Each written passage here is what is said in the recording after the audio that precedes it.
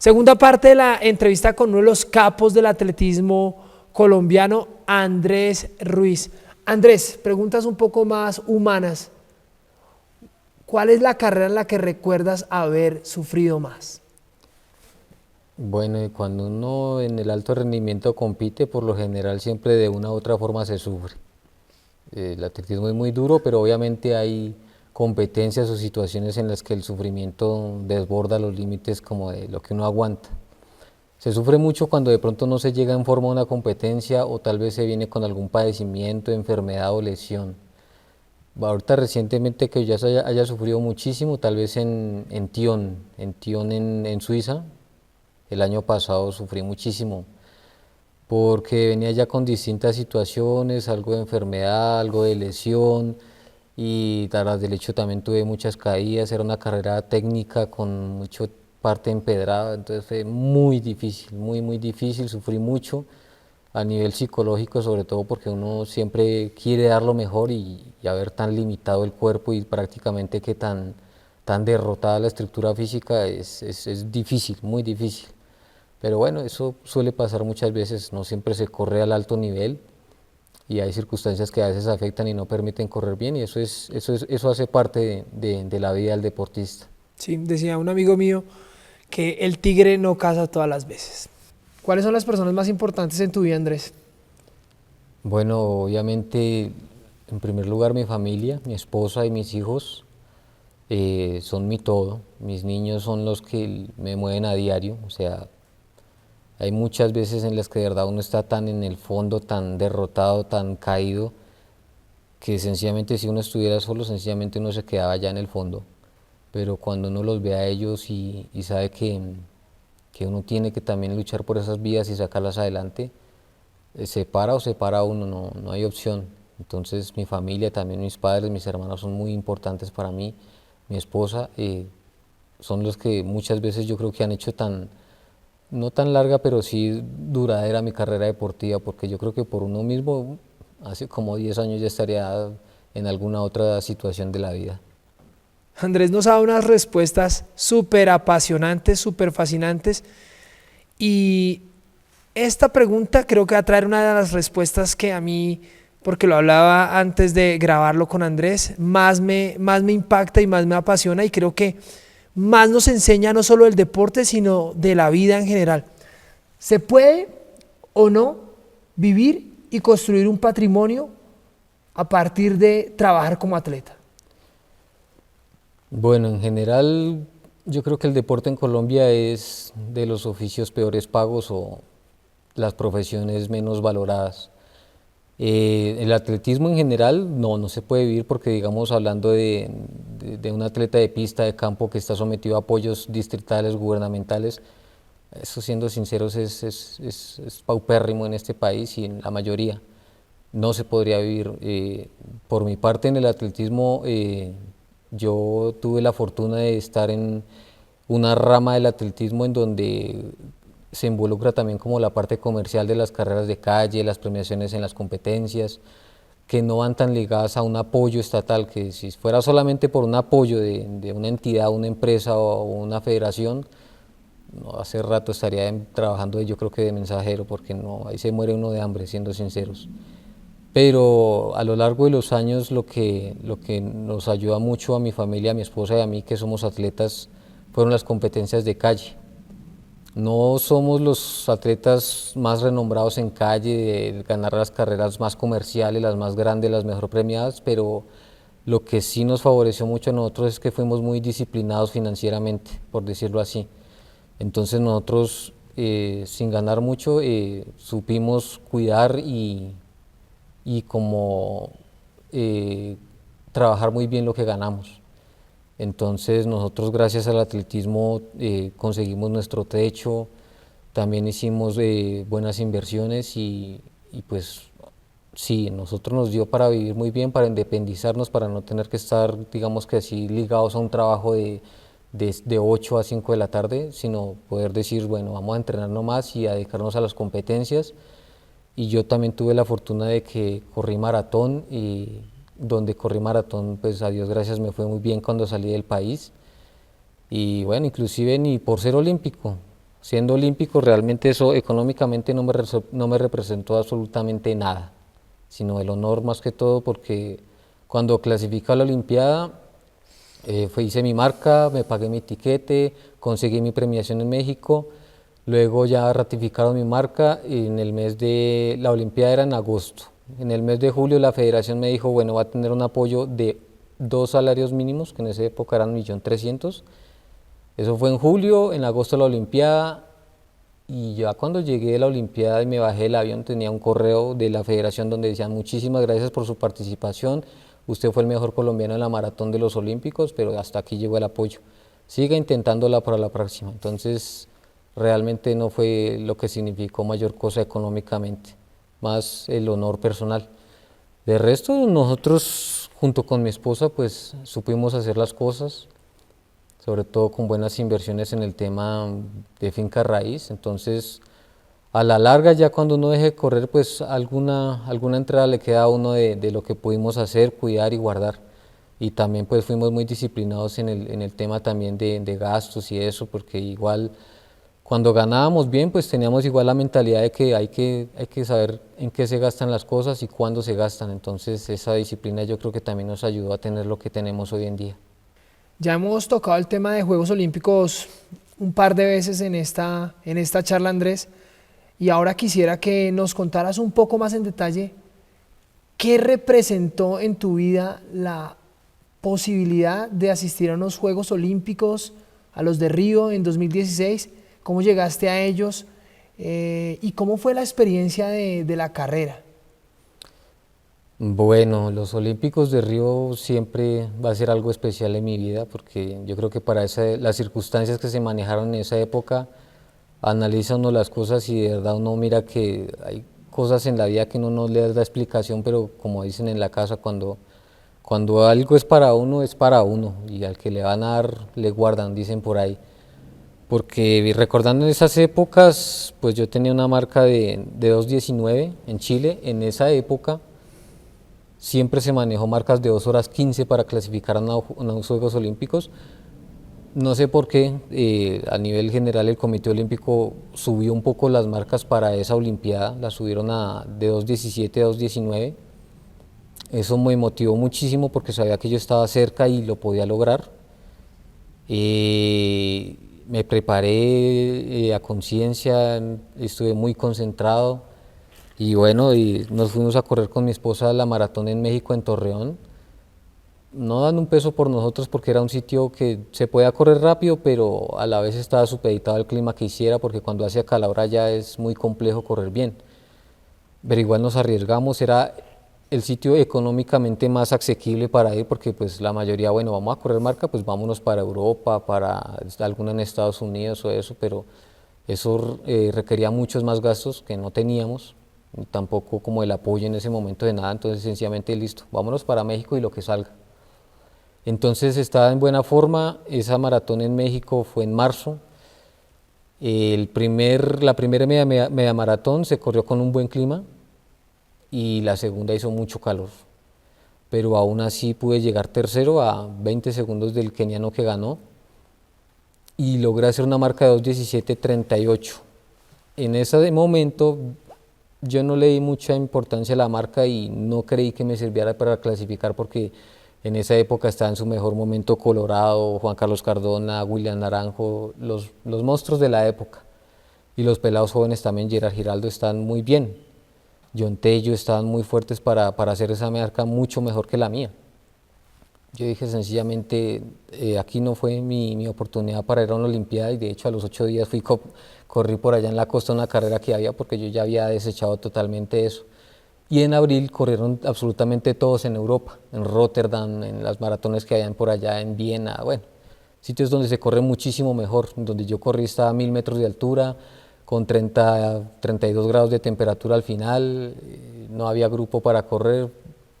Yo descarté todo eso de hecho, pero los demás fueron corriendo y la marca mía la mejoraron uno o dos atletas y alcancé a quedar con la tercera marca y con eso logré clasificar y ya cuando me dijeron yo no lo creía porque Yo no me imaginé que pudiera llegar con ese registro a poder ir a una Olimpiada.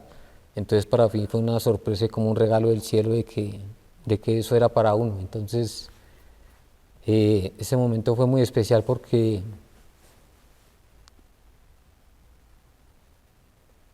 lo hice solo y con mucho sacrificio. Y valió la pena, porque lo hice limpiamente. Y eso fue lo más valioso. Mm.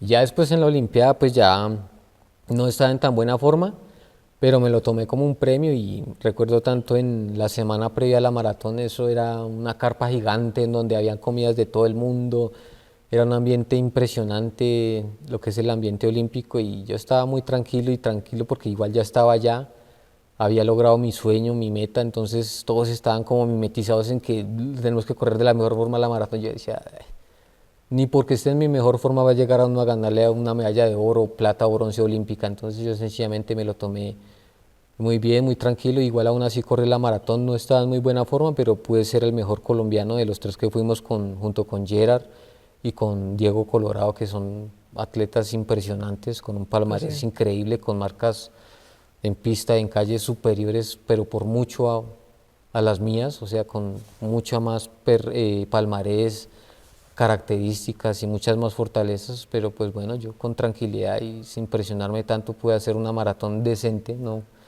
fue muy buena, corrí un 2:21, 2:22, pero me di por bien satisfecho y ya después de eso tal vez pequé porque me relajé mucho y ya me di ya por muy satisfecho, pero igual aún así siempre a lo largo de todos estos años después de la Olimpiada ha habido aspectos que me han motivado a seguir, la montaña también me ha motivado como a seguir en esa lucha de buscar nuevos objetivos, nuevas metas, entonces ahí vamos, pero no, para que yo en el atletismo he sido muy agradecido, con poco, con muy poco, pues pudimos hacer mucho. Qué historia tan hermosa. Yo quería tener este diálogo y a veces he tenido la ocasión de tenerlo con otros atletas referentes, los llamo yo a veces un poquito más mediáticos, aparecen más en redes, pero también igual buenos atletas o carismáticos atletas. Con Andrés este diálogo para mí vale oro porque entre otras cosas creo que Andrés, ya lo confirmaremos ahí en la parte de abajo de este video, Andrés está creo que en el primero o en el segundo lugar del ranking mundial de atletismo por montaña que organiza la ITRA, donde están las carreras más importantes de montaña de este país y del mundo. Y por eso para mí tiene gran valor este diálogo. Andrés, se han hecho muchísimas cosas, de hecho para estar ahí en lo alto del ranking ITRA, para llegar a los Olímpicos, y ya a veces hablas como, uff, se ha trasegado mucho, ya el cuerpo a veces no da, pero aún así, en medio de todas esas dificultades y en medio de todo lo que ya se ha hecho, todavía hay sueños, todavía hay cosas que se quisiera intentar abrazar o hacia las que apuntas como grandes objetivos en tu vida deportiva. Sí, claro. Es complejo, conforme pasan los años no es tan fácil que el cuerpo vaya dando porque pues ya ha sido varios años de trajín, más de 30 maratones de calle, de montaña, pero aún así la cabeza ahí tiene sus cosas pendientes. Yo sé que por ejemplo a nivel de calle yo todavía valgo y sé que tengo en las piernas una marca que está por debajo de 2:13, 2:12. No me voy a arriesgar a decir que no voy a correr 2:08, 2:09, voy a ir a la Olimpiada en París o en, no sé, en Los Ángeles.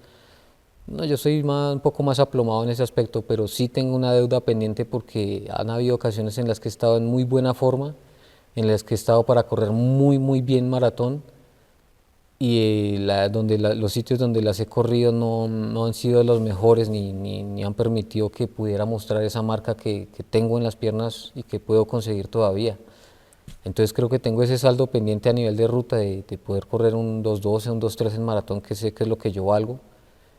Y bueno, a nivel de montaña sí, o sea, también tengo la espina con la carrera más importante de montaña en el mundo, que es Circinal, porque sé que es una carrera que se me acomoda bien, sino que la parte técnica, lo último es lo que me cuesta mucho, pero las dos veces que he corrido, el año pasado pues lamentablemente lesionado y hace 2 años ya venía con mucha sobrecarga por el tema de maratón en calle, y aún así pude correr un 2:38, pero sé que yo puedo correr por debajo de un 2:33 o acercarme al 2:30, pero pues es la sumatoria de muchísimas cosas, llegar bien en el momento que es, con la carga ideal, con la programación adecuada, pero no, hay muchas cosas pendientes que yo tengo con el atletismo para sacar y son cosas que yo quiero hacer y demostrar.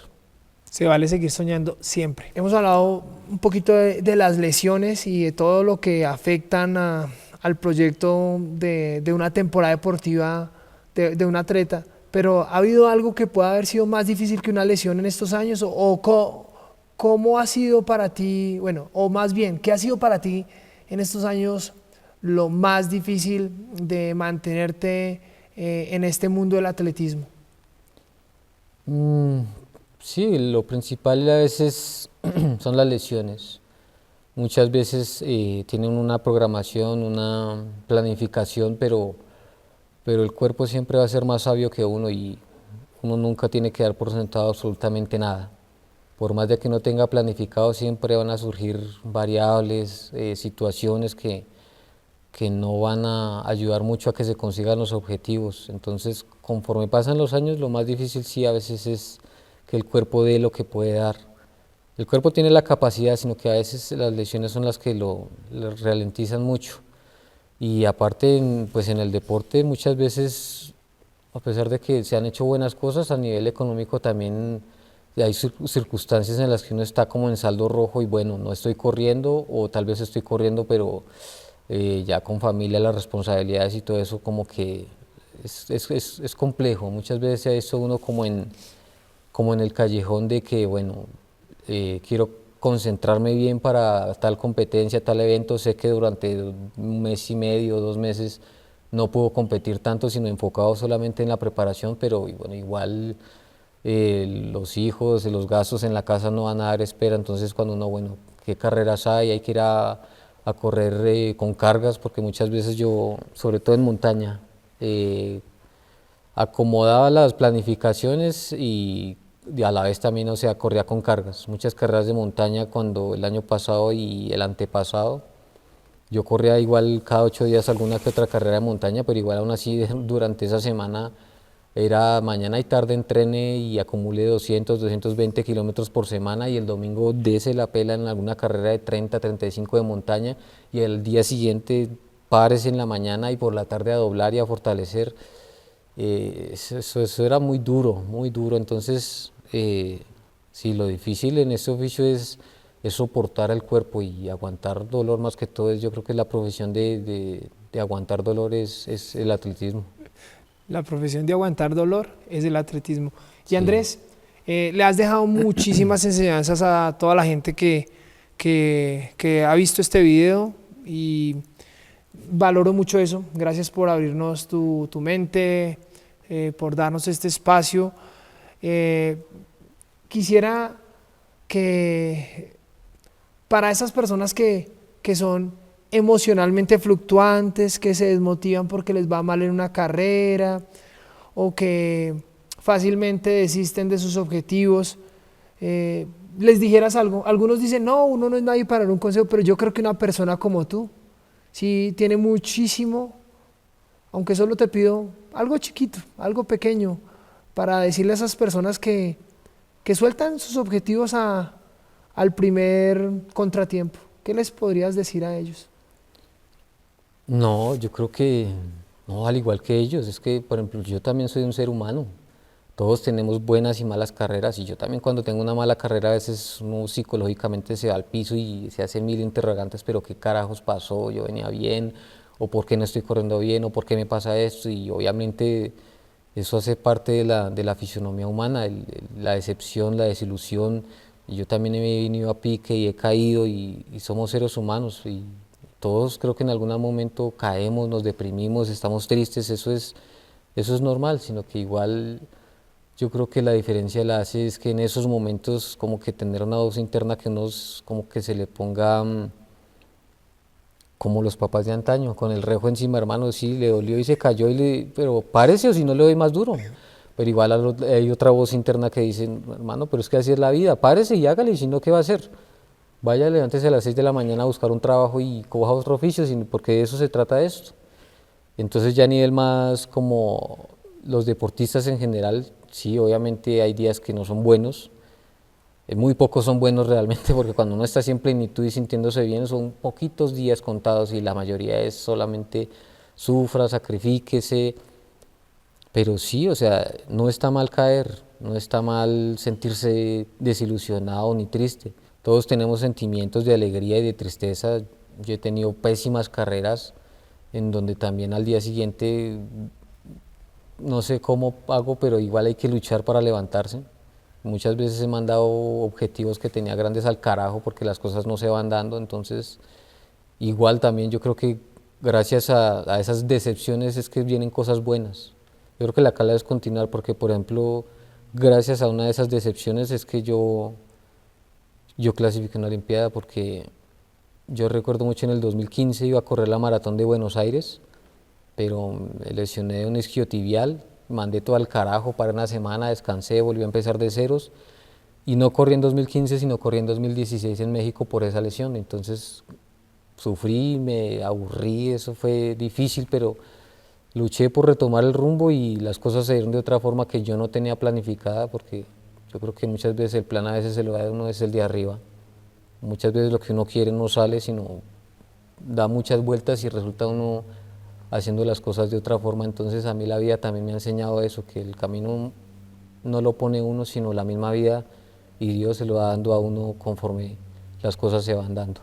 Vamos a devolvernos al año 2022, que fue un año en el que hicimos por primera vez nosotros en Aire Libre Aventura el clasificatorio a Sierre-Zinal en el marco del Merrell Trail Tour, y pues eso ratificó que pudieras ir como un invitado especial a dos importantes carreras de Europa.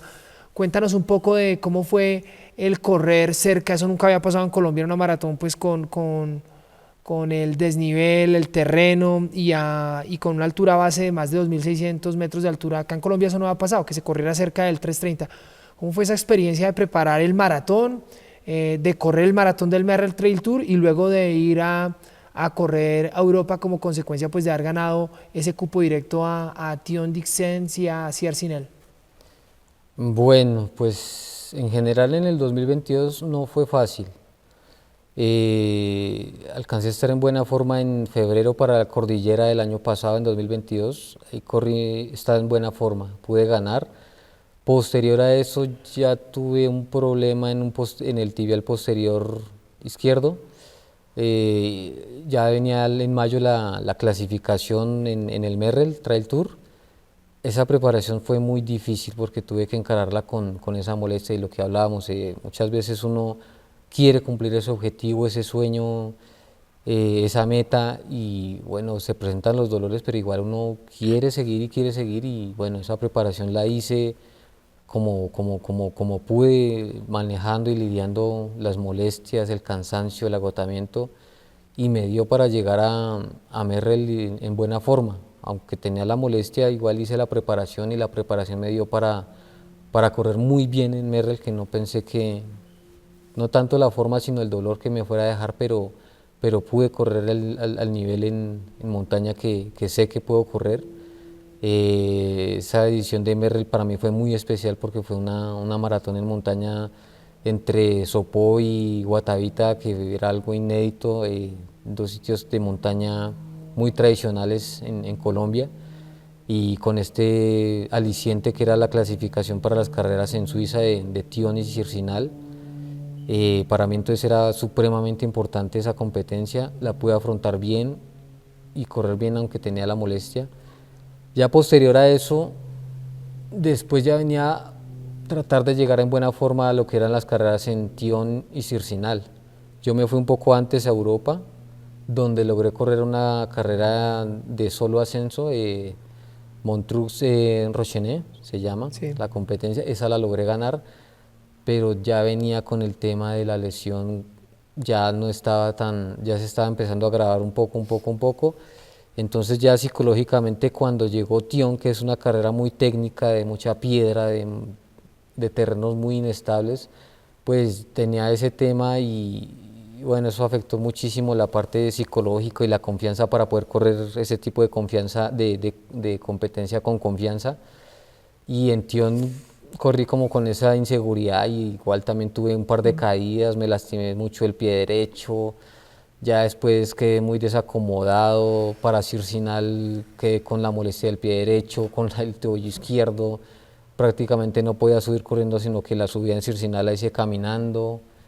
La terminé fue por fondo, entonces ya después de eso prácticamente di por terminada como la temporada y me quedé en Suiza más sin embargo, pero igual ya haciendo como preparación en bicicleta y ya un poco más relajado. Y ya posterior aquí volví al país y ya empecé a preparar otra vez de ceros y ya ahorita en diciembre logré correr otra vez Tibacuí en una forma más o menos ya decente, no a plenitud, pero bueno. Y ahora estamos preparando lo que es Cordillera en febrero y ya también este año es importante porque hay que asumir el reto de Juegos Nacionales, que es maratón en calle, entonces igual hay que estar alternando este año esas dos variables.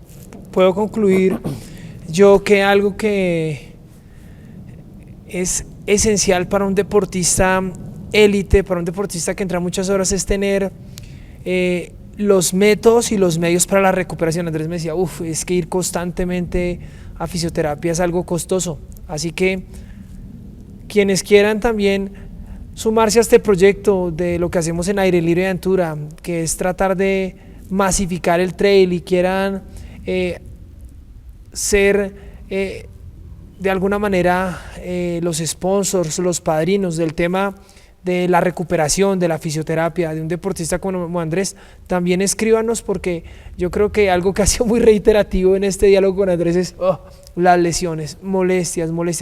Y hay cosas que por más que uno en la casa haga los masajes, haga los estiramientos, trae con frío, con hielo, solo los profesionales de la salud pueden ayudarlo a uno a superarlo, a superar ese problema de forma realmente efectiva, eficaz. Entonces ahí también les dejo esa tarea a las personas apasionadas de este deporte, que saben que nos pueden ayudar con los temas de fisioterapia, y especialmente les dejo esa tarea con Andrés Ruiz. Ya hay bastantes añitos viajando a competir en el exterior. Quisiera, Andrés, que nos dijeras sobre todo estas últimas dos temporadas que has podido hacer en Europa y ese ciclo olímpico que te llevó a Río, que te han dejado de aprendizaje, y nosotros también como organizadores, ¿qué podemos aprender de esos grandes movimientos deportivos que son los Juegos Olímpicos y que son las carreras, sobre todo allá en esa zona de Francia, de Italia y de Suiza? Bueno, sí, en estos años, ya 10 años que he viajado por muchas partes del mundo, de América y de Europa. Bueno, los 2 últimos años a Europa, pues lo que uno ve es que sí hay un nivel organizativo bastante amplio, pero pues yo creo que, por ejemplo, a nivel de montaña, sí, hay mucha tradición con las competencias. Por ejemplo, las carreras tienen siempre como un mismo recorrido, no son tan variables en cuanto a eso, y ahí es el recorrido clásico, el que siempre se ha corrido. Y aquí hay competencias, por ejemplo, Cordillera, esa sí tiene más o menos ese estándar de que es el recorrido. Por ejemplo, Tibacuí también tienen siempre el mismo recorrido y es algo estándar, y eso se respeta. Entonces eso es algo que es muy similar en Europa. Muchas veces aquí en Colombia hacen una carrera, pero el otro año es diferente recorrido, diferente distancia, altimetría, es muy variable. Entonces esas competencias en Europa son muy tradicionales, le tienen mucho respeto a la antigüedad, a la tradición, a todo el tema de lo que ha sido por décadas una carrera, que se respete la distancia, el mismo desnivel, el mismo lugar donde se termina, donde se inicia. En Colombia también hay competencias que se asemejan a eso. Entonces, a nivel organizativo, por ejemplo, en montaña yo he visto aquí las carreras de Elkin o de Oscar son muy buenas a nivel de marcaje, están muy bien. Hay muchas competencias también que les falta mucho, pero que pues, se puede mejorar. En Europa también tienen muy bien demarcada la situación de las carreras, los desvíos. Eso es algo que tal vez nos llevan un poco de ventaja, pero bueno, también los terrenos son diferentes. En Europa tal vez no tienen tanto el barro y el que tenemos acá, o la parte técnica es Sí. diferente. Allá lo técnico son piedras y peñascos, Aquí lo técnico es mandarse entre ríos, entre barros, son cosas diferentes, pero que igual potencian al atleta de una u otra manera. Estamos llegando al final de esta charla con Andrés Ruiz. Muchísimas gracias, Andrés. Yo personalmente creo que de las mejores conversaciones que tendré y que habré tenido en este 2023 será esta. He aprendido montones, me voy con un montón de enseñanzas. Estoy seguro que también ustedes. ¿Quién quieren que nos acompañe en nuestro próximo encuentro acá con atletas en Aire Libre y Aventura? Déjenos acá abajo el nombre del atleta o la atleta que quieren que entrevistemos, con quien quieren que charlemos para que lo conozcan mucho más y les enseñe un montón de cosas. Y no olviden darle like, suscribirse y compartir. Nos vemos en la próxima charla aquí en Aire Libre y Aventura.